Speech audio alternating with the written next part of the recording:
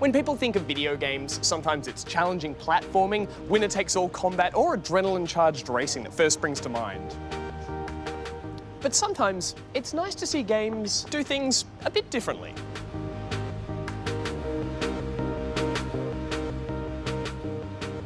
Monument Valley is a hugely successful indie mobile puzzler from studio Us2. Florence, made by the small team at Mountains, is another mobile game that received widespread acclaim. The game designer of both is Ken Wong. I caught up with Ken in Melbourne to find out his own story and what drew him to make these kinds of games. So Ken, you're a successful game designer, but when did games first become part of your life? I think I've been playing video games since a really young age, 5 or 6. I think I first fell in love with Super Mario Brothers on the NES, like a lot of people, and just been playing them ever since. So aside from games, what were some of your other influences growing up? It was always drawing stuff, reading books and watching movies, experimenting with painting and handicrafts and getting into science. It all informs the kind of stories you can tell and the kind of stuff you can make. So I think all of that informs how I design games now. What were some of the games that probably influenced you a little more? Well, there was this one game in particular called Passage. It's this really meditative, it's 10 minutes long, beautiful reflection on life itself.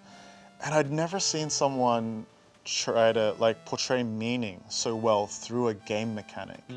And that made such an impression on me that 10-minute experience really changed my mind about what games can be. And what was the first game you made by yourself? I made a game called Hacky Cat, which did okay. You know what hacky sack is? Very much so. Yeah, so Hacky Cat is like hacky sack, but with cats. A couple of years ago, I learned that there was this tool set called Unity. It automates or provides so much of the basic functionality of what a game is that one person can make a game by themselves. And that seemed like a really small game concept I could handle by myself. I even got to voice the cats. So you've had success creating Monument Valley and Florence. Can you talk me through the design of those games? I found that what works really well for me is to take something that I really love and that I've been interested in for a while and ask myself, how could I make that into a game?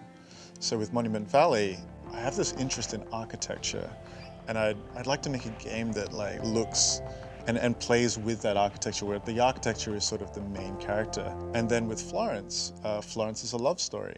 And when you think about it, love stories are pretty common in other forms of media, in TV shows and in movies and books. And it just seems like a little bit of a blind spot when it comes to games. And what were the responses like when you actually put those games out into the wild? I think one of the things we're proudest of is that Monument Valley did really well with people who don't traditionally play games. And that was such a great experience, hearing that it was this pivotal games experience for people. And Monument Valley was made at a studio called Us2, based in London. And that's actually not a games company. They're a digital design agency, and the games team is just a small part of them. And with all these designers floating around who were really tech savvy, and they all had tablets and phones, but they weren't necessarily gamers. I think the challenge was, how can we make a game for them? It's almost like you've created a different definition of gamers out there as well. Do you think you're responsible for increasing the amount of people who consider themselves a gamer? When I set out to create my own studio, I wanted to try and continue that mission of creating games for people that don't normally play games. Because for some people, it feels like this thing where you're a true gamer, or you're not really a gamer, or you don't really play mobile games. Are they really games? And it's that's sometimes those questions are a bit damaging, because it keeps people out of games and makes them feel like they're not really welcome. Wouldn't it be wonderful if everybody could feel welcome in games, and everybody would feel cool to approach Fortnite or Minecraft or Splatoon or whatever game they want without fear of being made fun of or excluded? So Ken, what are you and the team working on next?